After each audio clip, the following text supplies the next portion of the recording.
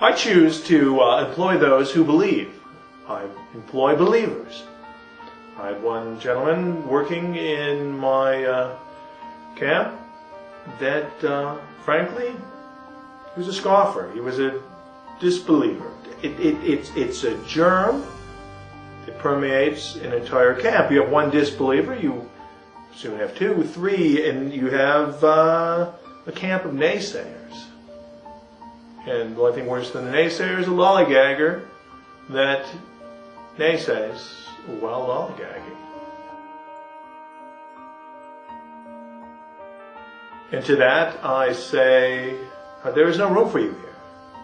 There is no room for you here at the inn. Which doesn't make much sense, but... When you're living out in the woods, getting your master's degree in forestry, and you're out there in the pines for long periods of time, you see things. And whatever it was big. I mean, it was really big. I mean, it was really, really big. How did a creature larger than the current human being? Because if you look at any ascension of man's chart, you start at a tiny little hominoid, he becomes a larger hominoid, into the hominoid that we call Homo sapien, which is the French for upright walking man, I believe. I mean, if I had 15, 20 feet out there, He's big. He's very and yet this branch continued on to the 8-foot, 9-foot, 15-foot is, by some accounts, creature that I believe roams these woods.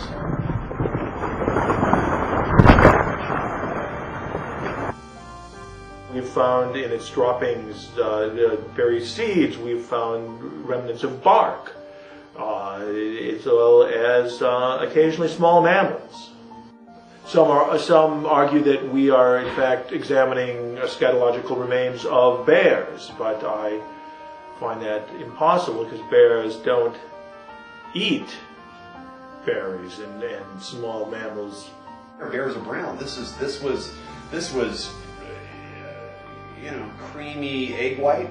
Well, perhaps bears do eat small mammals and berries. In fact, I understand that they do, but in such quantities. Come on, I was a forestry major, right? I think I know the difference between a black bear, a Minnesotan black bear, versus the brown bear versus a polar bear or something like that.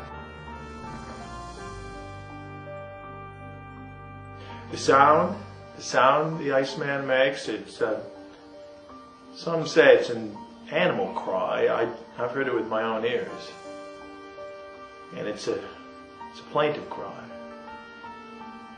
mournful cry. A cry 1,000 centuries old. A falsetto sound, high, with a little trill, a musical trill at the end. And out of the woods came the most shrill, shrieking.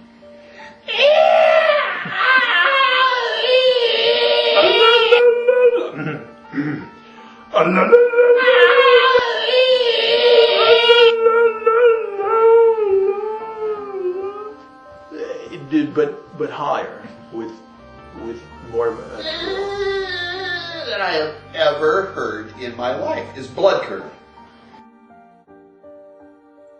Things happen in your life that are defining experiences, and being out there alone in the woods with my campfire and cooking my rice, and then seeing that big thing, and it was, after that, I'll never forget it, how big it was. Adults respond upon sighting the Iceman in a number of ways. Some are terrified, some dismissive.